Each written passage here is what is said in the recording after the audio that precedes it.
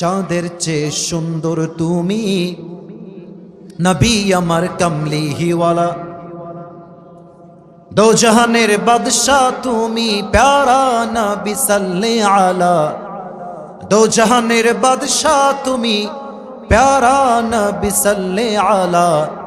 চাঁদের চেয়ে সুন্দর তুমি, নবী আমার কমলিহিওয়ালা। সুবহানাল্লাহ পড়েন।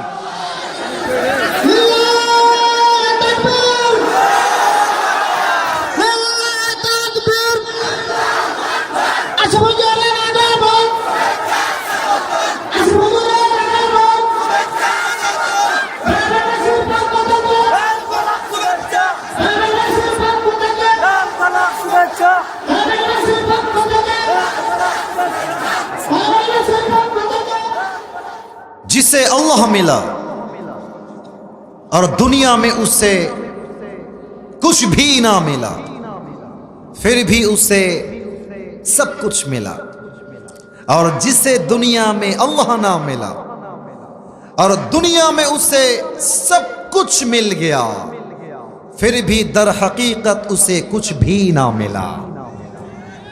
কথা ভুল বললাম না ঠিক বললাম? যে আল্লাহকে পেল আর দুনিয়ার কিছুই সে পেল না। উনি বলছেন আল্লাহকে যে পেয়ে গেছে সে দুনিয়াতে সবকিছু অর্জন করে ফেলেছে। সুবহানাল্লাহ। আর যে আল্লাহকে পায় নাই, দুবাইয়ে ফ্ল্যাট আছে, ঢাকা গুলশানে ফ্ল্যাট আছে, রোলস রয়েলস আছে, রেঞ্জ রোভার আছে, সব থাকে, কিন্তু আল্লাহকে পায় নাই। উনি বললেন যে আল্লাহকে পায় নাই সে আসলে কিছুই অর্জন করতে পারে নাই।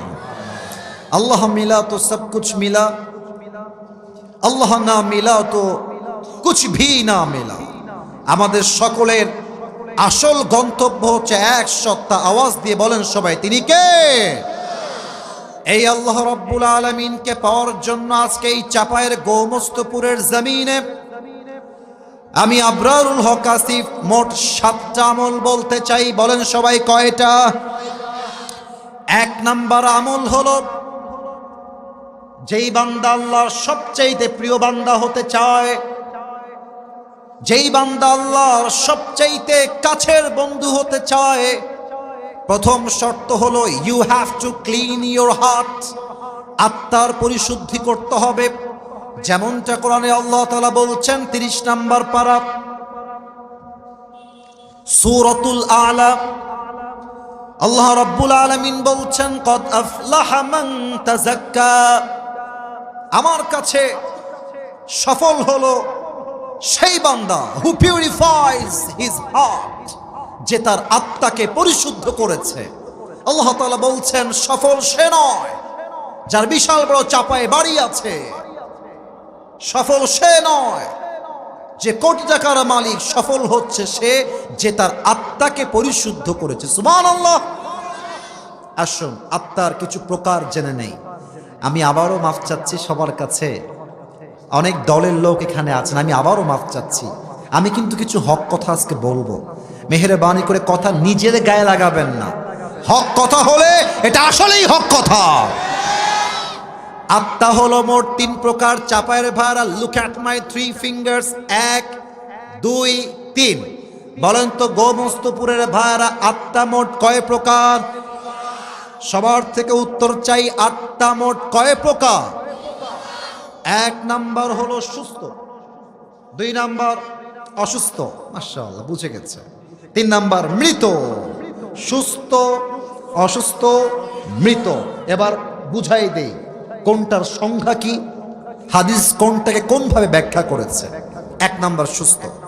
সুস্থ মানে কারোর জন্য কোনো হিংসা নাই, বিদ্বেষ নাই, মারামারি নাই। হিংসা করে কারো একটা চুল বাঁকা করা যায় না, সে আরো সামনের দিকে এগিয়ে যায়। এক্সাম্পল দিয়ে দেই, মিজানুর রহমান আজহারি।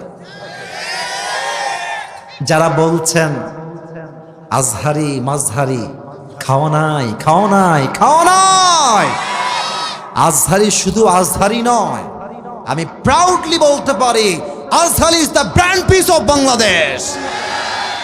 পৃথিবীর কোথাও এমন কোনো লেকচারার জন্ম নেয় নাই যেই বক্তা কোথাও ওয়াজ করতে যাবে আর 20 লক্ষ মানুষ জমা হয়ে যাবে।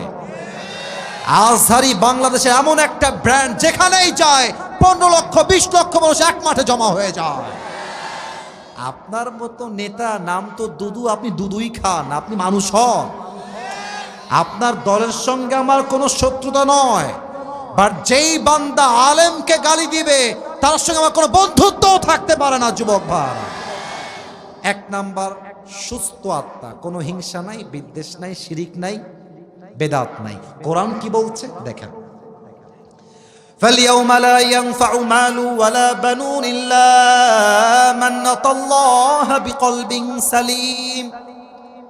কিয়ামতের কঠিন ময়দানে কারো অর্থ সম্পদ কিছুই কাজে আসবে না, তবে যেই আত্মা পরিশুদ্ধ ছিল, যার আত্মায় হিংসা নাই, বিদ্বেষ নাই, এমন একটা প্রশান্ত আত্মাকে জান্নাত দান করবে একজন। তিনি কে? 1 নাম্বার সুস্থ। 2 নাম্বার হলো অসুস্থ। এটা আমার মুরব্বীরা একটু মনোযোগ দিয়ে শুনবেন, যারা মুরব্বীরা আছেন, যুবকরাও বুঝবে, আপত্তি নাই, বুঝবেন সবাই। আচ্ছা, আজকে কি বার? এ তোমরা ভয় পাও কেন? কি বার? কত সাল? কত সাল? সালটা কত? মাশাআল্লাহ, আওয়াজ কারে কয় রে বাবা। আচ্ছা, এখন তো চাপায়ে মাশাআল্লাহ, আমি নিজেও দেখেছি চাপায়ে অনেক সুন্দর ক্লিনিক হয়েছে, হসপিটাল হয়েছে, হয়েছে না? হয়েছে না? এখন অনেকের রাজশাহীর যাওয়ার প্রয়োজন হয় না, চাপায়ে চিকিৎসা হয়ে যায়। আচ্ছা বলেন তো, 100 বছর আগে, 1925 সাল, 100 বছর আগের কথা, মুরব্বীরা একটু উত্তর দিবেন, মুরব্বীরা যারা আছে, তখন কি এখনকার যুগের মতো আধুনিক হসপিটাল ছিল না কবিরাজ ছিল? কবিরাজ ছিল, ওঝা ছিল, হাকিম ছিল, ডাক্তার ছিল না।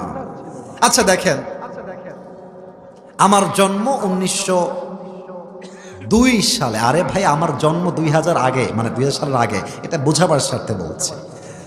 1902 সাল। কত? এই ওয়াজ করতে হলে বুঝতে হবে 1900 কয় সাল? 1925 সালে এসে আমার বয়স হয়েছে মাত্র 23 ইয়ার্স ওল্ড। 23 বছরের তাগড়া যুবক আমি।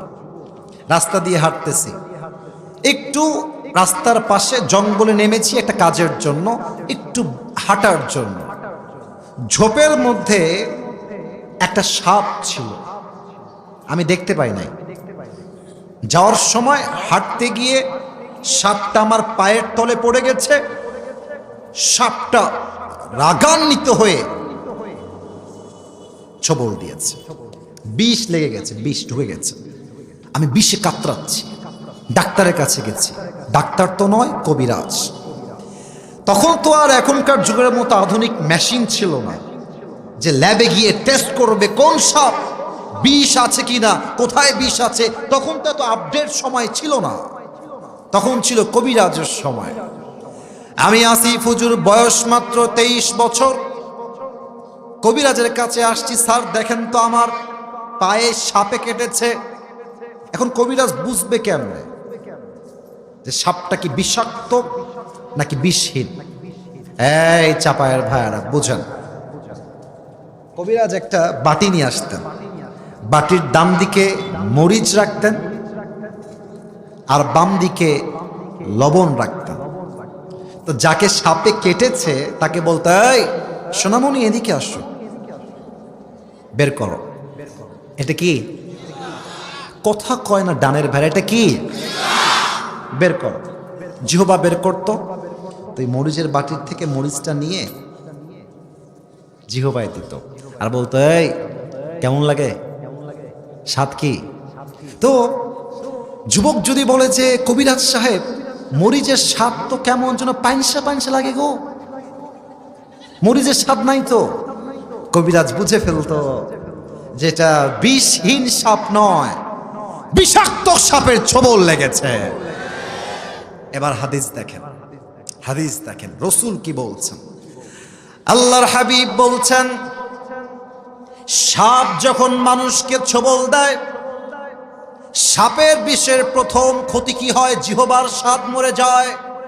কোনটা টক, কোনটা ঝাল, কোনটা মিষ্টি, বিষের ঠেলায় আর কিছু বুঝে আসে না। এবার আল্লাহর হাবিব ডাক দিয়ে বলছেন, উম্মতরা শোনো শোনো, মানুষের জীবনে সাপের চাইতে বিষাক্ত সাপের নাম হলো ইবলিস, শয়তান। বলেন বলেন বলেন, কথা ঠিক আছে কিনা বলেন। সাপের চাইতে মারাত্মক। তো সাপ যখন বিষ দেয়, জিহ্বার স্বাদ নষ্ট হয়ে যায়। আর শয়তান যখন ওয়াসওয়াসায় ফেলে, ইমানের স্বাদ নষ্ট হয়ে যায়। তখন কি হয়? তখন বোরকা পড়তেও ভাল লাগে, পার্কে গিয়ে ইটিস পিটিস করতেও ভাল লাগে। বুঝলে বুঝপাতা, না বুঝলে।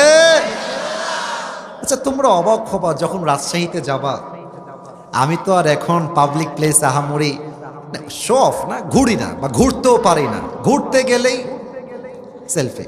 তো এখন বাহিরে কয়েক বছর যাবৎ ঘুরি না পাবলিক প্লেসে। তা আমার এখনো মনে আছে, রাজশাহীতে তোমরা সবাই চিনবা আশা রাখছি, যুবক ভাইয়ারা, ওই টিবা, আয়বা, মুক্তমঞ্চ, তারপরে পর্দা garden, Zia park, Kamaruzzaman park, চেনেন তো সবাই নাকি? মানে অবাক হয়ে যাবা দেখলে, কিছু কিছু মেয়ে রাস্তা দিয়ে হাঁটতেছে, মাশাআল্লাহ, হাতেও মোজা, পায়েও মোজা, ইভেন মাশাআল্লাহ এত সুন্দর করে হিজাব আর নিকাব দিয়ে মুখ ঢেকেছে, পর্দা দেখলে মনে হবে यार ये तो कन्फर्म जन्नत से भाग के दुनिया में आए हैं, ये तो कन्फर्म जन्नती है माशाআল্লাহ। কিন্তু তুমি দেখবা বেশিরভাগ মেয়ে যারা প্রেম করে বেড়ায়, 80% পর্দাওয়ালি পোকাওয়ালিরাই প্রেম করে বেড়ায়। এদেরকে দেখলে আমার মাথায় একটা কথাই ঘোরে, ওপরে ফিটফাট, ভেতরে পুরোটাই সদরঘাট। অন্তর অসুস্থ হয়ে গেছে। এই জন্য বোরকা পড়তেও ভাল লাগে, প্রেম করতেও ভাল লাগে, ঠিক কিনা বলেন? এটা কিন্তু মাদ্রাসার প্রোগ্রামে একজন কয়ে যায়, এই লুঙ্গিওয়ালা, এই লুঙ্গিওয়ালা, এই ওখানেই বসো, সোনামণি যাওয়া যাবে না, চুপচাপ বসে থাকো, তাকবীর দেন, নারে তাকবীর। তো দেখবেন বেশিরভাগ মসজিদের সভাপতি এখন টাটকা সুদখোর, টাটকা ঘুষখোর, আবার মুখে কিন্তু লম্বা লম্বা চাপ দাড়িও আছে। তো তার সুদ খাইতেও ভাল লাগে, নামাজ পড়তেও ভাল লাগে। এটাই প্রমাণ তার আত্মা অসুস্থ হয়ে গিয়েছে। 3 নাম্বারটা বড় মারাত্মক।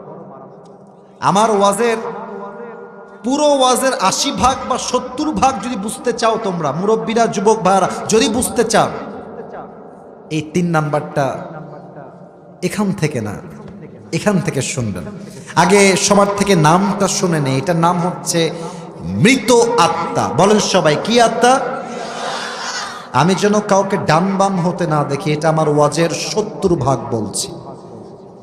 এটা এত মারাত্মক আয়াত, এই আয়াতটা পড়লে আমার চোখগুলো বড় হয়ে যায়, বুকে আমার কম্পন তৈরি হয়ে যায়। আল্লাহ রাব্বুল আলামিন বলছেন, চাপায়ের গৌমস্তপুরের ভাইয়েরা, কান নয় দিলকে অ্যাক্টিভ করেন। কোরআনে আল্লাহ তাআলা বলছেন, যাদের আত্মা মরে গেছে এদের কোয়ালিটি কেমন? আল্লাহ বলছেন, উলাইকা কাল আনআম, এরা হলো চতুষ্পদ জানোয়ারের মতো। এখানেই শেষ নয়, এখানেই শেষ নয়। আবার আল্লাহ তাআলা বলছেন, বাল হুম আদল, এরা কুকুরের চাইতে নিকৃষ্ট। আস্তাগফিরুল্লাহ। এই চাপায়ের ভাড়া, পৃথিবীর সৃষ্টির সেরা জীব কারা? আসতে কেন বলুন সবাই, কারা? আল্লাহ বলছেন এই কোরআনে, এই মানুষ কুকুরের চাইতে খারাপ। আমি বলেছি না আল্লাহ বলেছেন? তবে বিনয়ের সাথে বলবো, আমি এই আয়াতের ব্যাখ্যা জানতাম না। আমি যখন ক্লাসে তাফসীর পড়ি, হুজুর আমাদেরকে উর্দুতে তর্জমা করতেন। প্রত্যেকটা আয়াতের উর্দু তর্জমা হতো, বেশিরভাগ সময় বাংলা তর্জমা আহামরি করা হতো না। হুজুর পড়ছেন, উলাইকা কাল আনআম ये लोग जानवर की तरह होती है, बल हुम अदल, या जानवर से भी बदतर होती है। হয় তারা চতুষ্পদ জন্তুর মতো খারাপ, অথবা তারা কুকুরের চাইতে নিকৃষ্ট। সেই দিনও আমি তাফসীরটা আমার বুঝে আসে নাই। আমি দোয়া করি আমাদের সকলের কলিজার টুকরা আল্লামা দেলোয়ার হোসেন সাইদি হুজুরের জন্য। ওনাকে যখন ফাঁসির রায় দেওয়া হয়েছিল, মুরব্বীরা জানবেন, হাজার হাজার মুরব্বী যুবক চাপায়ের মাটিতে সেই দিন রোজা আদায় করেছিল। উনি খুব মারাত্মক তাফসীর করতেন। সেই দিন আমার মাহফিল ছিল কুমিল্লার, নাম শুনছেন? কুমিল্লা, ঢাকা পার হয়ে কুমিল্লা। আমি যাচ্ছিলাম গাজীপুরের রোড দিয়ে, চৌরাস্তা হয়ে। আমি ইউটিউবে ঢুকলাম, ভাবলাম বসে বসে কি করব, একটু ওয়াজ শুনি। প্রথম ওয়াজটা আমার কাছে আসলো আল্লামা দেলোয়ার হোসেন সাঈদী হুজুরের ওয়াজ। আমি ওপেন করলাম, ওখানে দেখলাম হুজুর এই আয়াতটার তাফসীর করছেন, ব্যাখ্যা কাকে বলে। আচ্ছা, এখন বাজে মনে করেন রাত 12টা। মাহফিল যখন শেষ হবে উত্তর চাই সবার থেকে।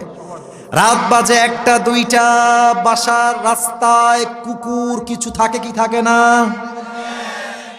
একা গেলে বুঝবা বাঁশ কারে কয়, একা গেলে বুঝবা। এই বাঁশটা আমি আমার জীবনে অসংখ্যবার খেয়েছি, তো তাই বললাম। সেই দিন আমার মাহফিল ছিল নওগাঁ, নাম তো শুনছেন নাকি? নওগাঁর মাহফিল শেষ করে বাসায় আসলাম।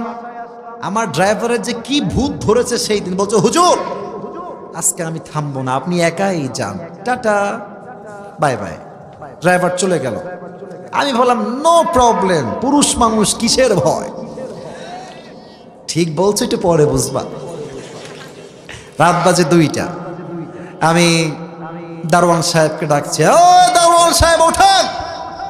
ও তওবা পরে ঘুমাইছে, জীবনে উঠবে না। এত ডাকি, ওঠেন, উঠবে না গো, উঠবে না।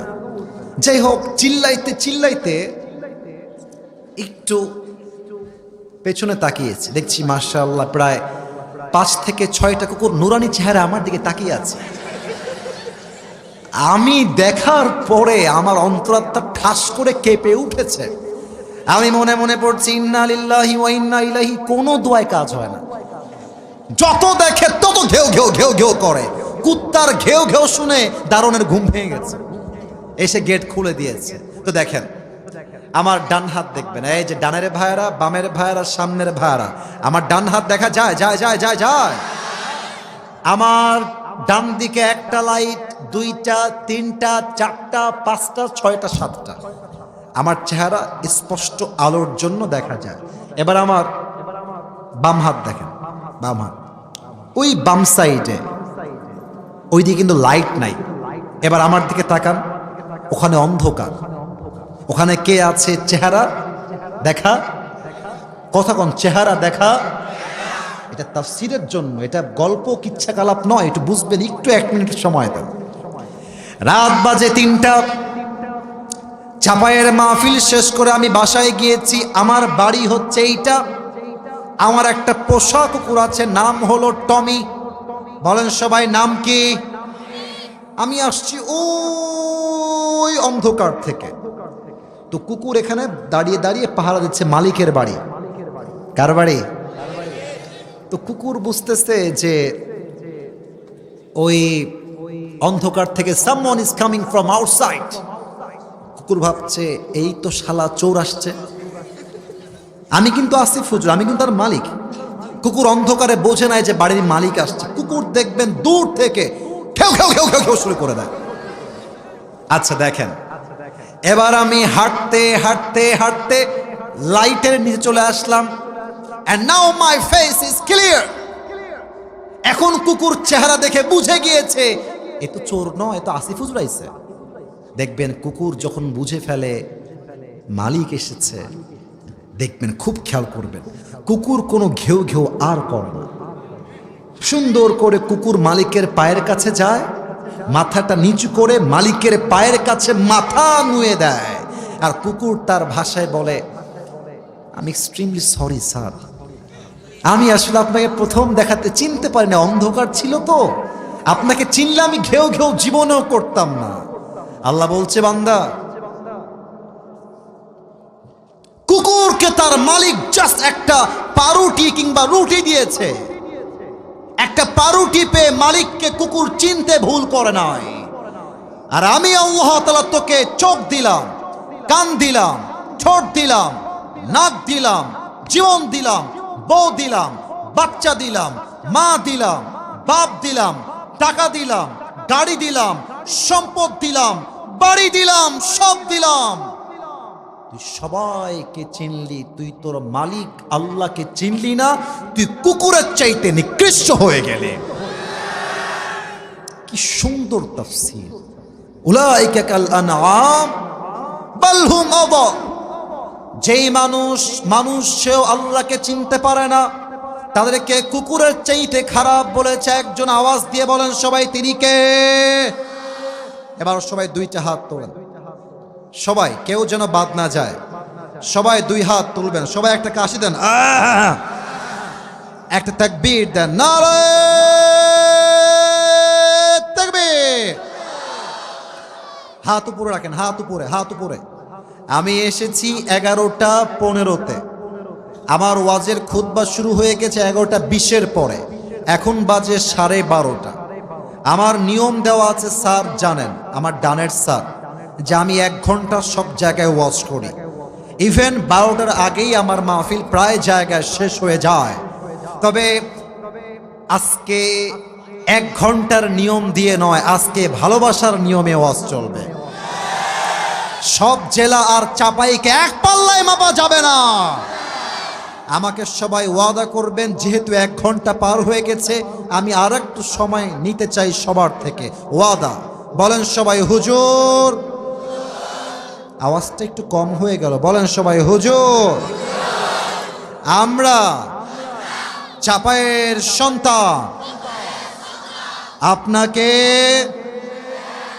মাশাআল্লাহ, বলেন সবাই, ওয়াদা দিলাম, দোয়া না করে আমরা কেউ এখান থেকে উঠে এই 2 হাতটা আমি যেমন করব ঠিক তেমন যাব না। সবাইকে দেখতে চাই, যাব না।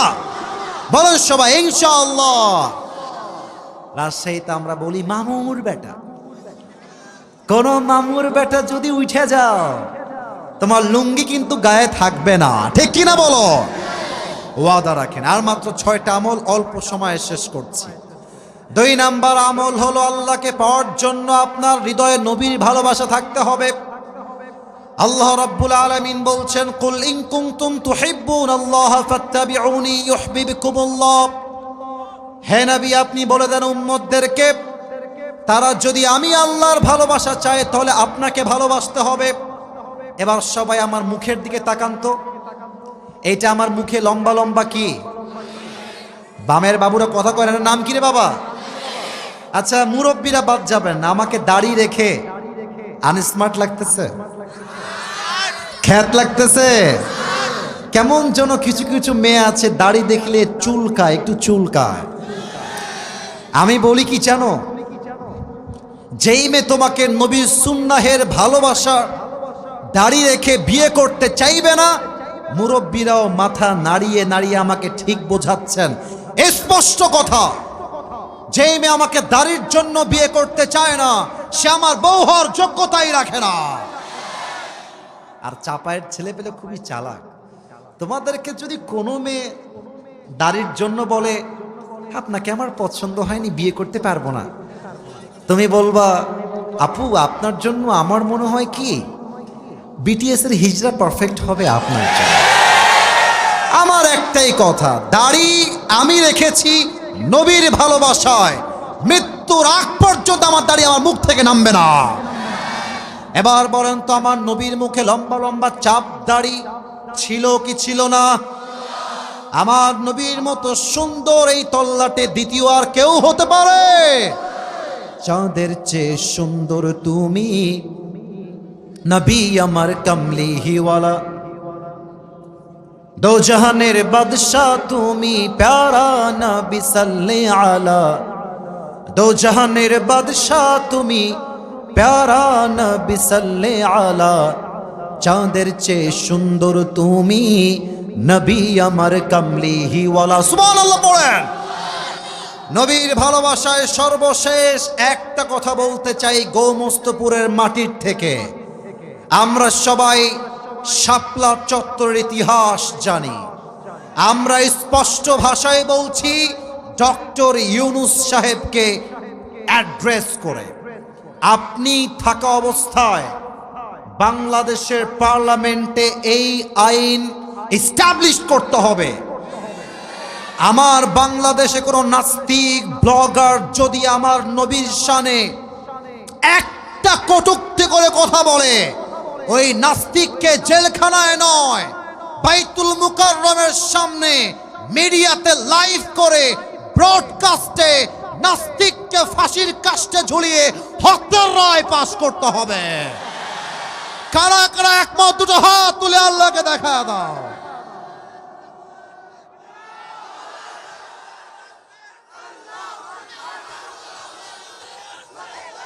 আমার চাপায়ের ভাইরা বলতে বড্ড লজ্জা পায় বাংলাদেশের সবচেয়ে বড় শত্রুর নাম হচ্ছে পাশের দেশ ভারত এখানে অনেক আওয়ামী লীগের ভাইরা আছে না আমি জানি উইথ ডিউ রেসপেক্ট শ্রদ্ধার সাথে বলছি যেই সাংবাদিকগুলো বাংলাদেশকে নিয়ে মিথ্যাচার চালায় একটাও সাংবাদিক হওয়ার যোগ্যতা রাখে না এই বেটাগুলো গুলিস্তানে জাইঙ্গা বিক্রি করলে বেশি মানাবে তারা আমাদেরকে শোনাতে চায় বাংলাদেশ থেকে চট্টগ্রাম আমরা নিয়ে নিব ফেনী আমরা নিয়ে নিব তো আমিও বলি নিতে হলে তো আসতে হবে আসো আসো আসো খেলা হবে আমি আমার বুকের সমস্ত শক্তিকে এক করে বলছি আমি সত্য কথা বলছি ভারত যদি বাংলাদেশকে নিয়ে পায়তারা করতে চায় দখল করতে চায়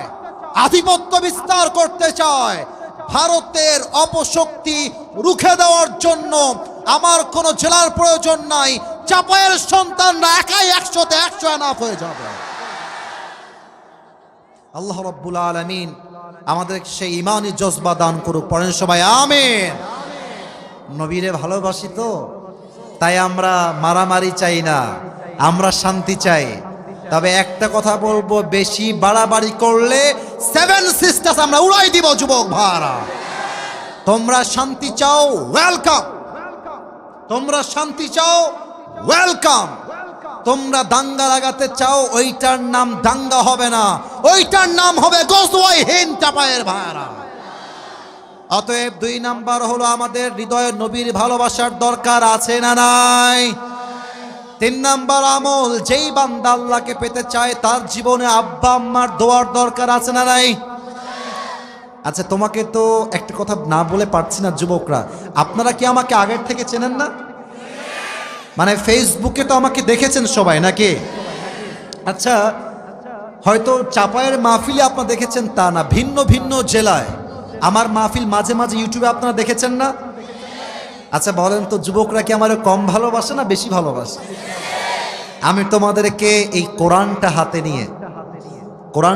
নিয়ে ওয়াদা বা কসম করা কোরআন দিয়ে যায় না কসম হবে একমাত্র আল্লাহর নামে কোরআনটা হাতে নিয়ে জাস্ট বোঝাচ্ছি আমার কথাটা সত্য আমি যত সম্মান আমার জীবনে অর্জন করেছি হয়তো এখানে সবাই আমাকে ভালোবাসেন তা আমি দাবি করছি না তবে এই বাংলাদেশে 80% যুবক আমাকেও ভালোবাসে 100% যুবক আজহারীকে ভালোবাসে আমি আমার জীবনে যত ভালোবাসা অর্জন করেছি সম্মান আমি আমার মুরব্বীদেরকে সাক্ষী রেখে বলছি এই সব কিছুর পেছনে আমার বাবা মায়ের দোয়া সবচেয়ে বড় শক্তি ছিল সবচেয়ে বড় শক্তি তোমরা ভাবছো আসিফ হুজুর মনে হয় আগাগোড়াই ভালো ছিল না না না না আমি আগাগোড়া ভালো ছিলাম না আমি দুষ্ট ছিলাম আমি প্যান্ট শার্ট পরতাম স্টাইলিশ ছিলাম আমার আব্বা আম্মা হতাশ হয়ে গেছিল যে আমাদের ছেলে মনে হয় একদম লাইন হারিয়ে ফেলবে আমার আব্বা মাঝে মাঝেই বলে যে আব্বা তোমার জন্য আমি তাহাজ্জুদে অনেক দোয়া করেছি অনেক অনেক দোয়া করেছি এই যে আমার আব্বা যেন আপনারা আছেন সন্তান খারাপ হতে পারে, যুগ খারাপ তো, ছেলে খারাপ হতে পারে, ওরে মারতে যাবেন না, ওরে গালি দিতে যাবেন না, দোয়া করেন আল্লাহর কাছে। আব্বা আম্মার দোয়া আল্লাহ কখনো খালি হাতে ফিরিয়ে দেয় না, ঠিক কিনা বলে? অনেক যুবকরা ভাবো তোমার গার্লফ্রেন্ড মনে হয় তোমার আপন। বেটা, জায়গা মতো বাস খাইলে বুঝবা আব্বা আম্মার মতো আপন আর দুনিয়াতে কেউ হতে পারে না। বিপদের সময় বউরাও বেইমানি করে মাঝে মাঝে, বাপ মা বেইমানি করে না। যেই বউটার জন্য বাপ মাকে ভুলে গেছো, একদিন মনে হবে বাপ মাই আমার জীবনের সবচাইতে আসল রক্তের আপন মানুষ ছিল। আব্বা আম্মার দোয়াকে তোমরা কেউ মাইনাস করে দিও না, তোমাদের পায়ে আমার হাত, আব্বা আম্মার দোয়াকে তোমরা মাইনাস করবা না। রাজি আছো তো ইনশাআল্লাহ? 4 নাম্বার একদম শর্টকাট, আর সময় নিব না। 4 নাম্বার হলো, এই আমি একটা কথা বলবো এখন, যদি ঠিক হয় ঠিক, না হয় ভুল বলবেন, না হয় ভুল বলবেন, কেউ ঠিক বলবেন না। যদি ভুল হয় ভুল বলবেন। ওই আব্বাজান থেকে শুরু করে নিয়ে এই পুরো মাহফিলের এই পর্যন্ত, এটা আমার বিশ্বাস, আমার মনে হয় যারাই আজকের মাহফিলে এই 1 ঘন্টার বেশি, রাত প্রায় 1টা বাজতে গেল, আমরা যারা বসে আছি, আমার মনে হয় এখানে 100তে 100 ভাগ আমরা সবাই মধ্যবিত্ত পরিবারের সন্তান। আমি কি ভুল বললাম না ঠিক বললাম? আমি আমার একটা ওয়াজে ওপেনলি প্রাউড করে বলেছিলাম, গৌরব নিয়ে, আমরা মধ্যবিত্ত পরিবারের সন্তান মানেই এক একটা ব্র্যান্ড। আমাদেরকে সাইকেল দিবেন চলবে, বাইক দিবেন তো চলবে, কার দিবেন চলবে, বলবেন যে হেঁটে হেঁটে আসো তাও আমার চলবে। আমাকে আপনি ভাত দিবেন, আলু ভর্তা দিবেন তাও চলবে, ভাত দিবেন, ভর্তা দিবেন চলবে, ডাউল দিবেন চলবে, সবজি দিবেন চলবে, ভাত দিবেন আর কিছুই দিবেন না, 1 গ্লাস পানি, একটা মরিচ দিবেন, পান্তা ভাত হলেও আমার চলবে। আর আমি তো চাপাইকে নিয়ে একদম গৌরব নিয়ে বলতে পারি, চাপাইয়ের লোক যদি দুবাই যায়, দুবাইও রাস করে খাবে যুবক ভাই। এদের গায়ে সেই শক্তি আছে, কালাইয়ের রুটির শক্তি একটু বেশি হয়। তো দেখেন 4 নাম্বার আমলটা, আল্লাহ বলছেন তুমি যদি ধৈর্যশীল হতে পারো, আমি আল্লাহ তোমাকে কিয়ামতের দিন বিনা হিসাবে জান্নাত দান করব। সুবহানাল্লাহ, জোরে সোরে পড়বেন না আপনারা সবাই?